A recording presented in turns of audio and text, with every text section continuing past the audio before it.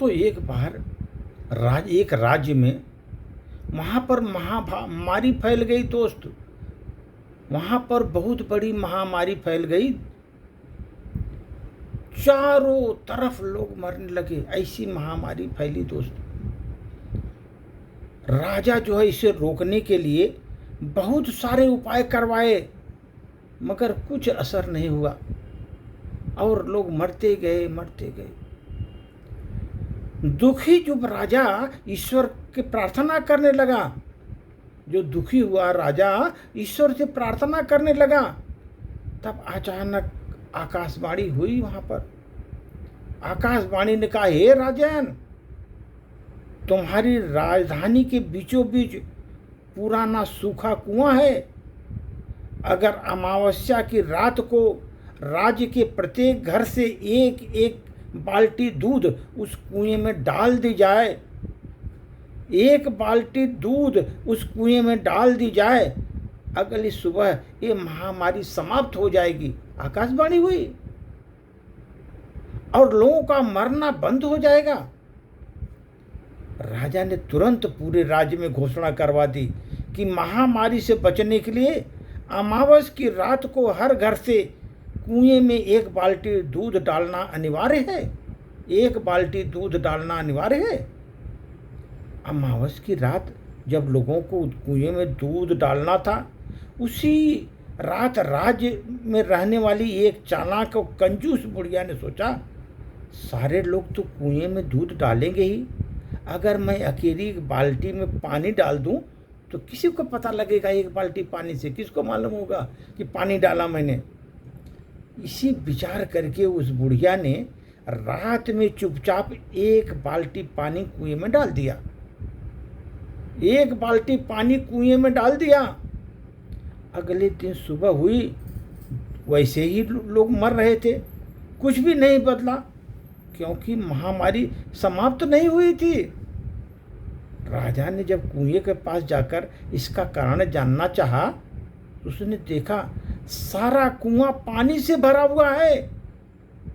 सारा कुआं पानी से भरा हुआ है, दूध का एक बूंद भी वहां नहीं था दोस्तों। राजा समझ गया, इसी कारण महामारी दूर नहीं हुई, लोग अभी भी मर रहे हैं। वास्तव में ऐसा इसीलिए हुआ दोस्त, क्योंकि जो विचार उस बुढ़िया के मन में आया था, वही विचार पूरे राज्य के लोगों में मन में आ गया। पूरे राज्य के लोगों में वही विचार आ गया और किसी ने कुएं में दूध डाला ही नहीं, सबने पानी डाला। दोस्तों ये समझो,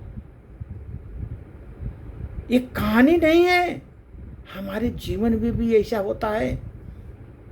जीवन में भी होता है, जब कोई ऐसा काम आता है तो बहुत सारे लोगों को मिलकर करना होता है, तो अक्सर हम अपनी जिम्मेदारियों से यह सोचकर पीछे हट जाते हैं, कोई न कोई कर ही देगा मेरा काम, कोई न कोई कर ही देगा।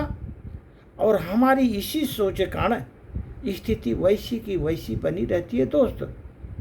अगर हम दूसरों की परवाह किए बिना जीवन में अपने हिस्से की जिम्मेदारी अगर संभालें और उसको निभाने लगे सच्ची आस्था के साथ, पूरे देश में बदलाव आ जाएगा। और जो कि आज की जरूरत है, सब मिल करके जो आगे बढ़ेंगे तभी हो जाएगा दोस्त। अच्छे मार्ग पर कोई व्यक्ति नहीं जाता, बुरे मार्ग पर सभी लोग चले जाते हैं। बुरे मार्ग पर सभी लोग जाते हैं, अच्छे मार्ग पर कोई व्यक्ति नहीं जाता। दारू बेचने वाला कहीं नहीं जाता। आप देखो, दारू बेचने वाला कहीं नहीं जाता, लेकिन दूध बेचने वाले को घर घर गली गली उसको जाना पड़ता है। दूध बेचने वाले को घर घर गली गली जाना पड़ता है। दूध वाले से बार बार पूछा जाता है, पानी तो नहीं मिला है तुमने? जबकि दारू वाले अपने हाथों से पानी मिलाकर पीते हैं।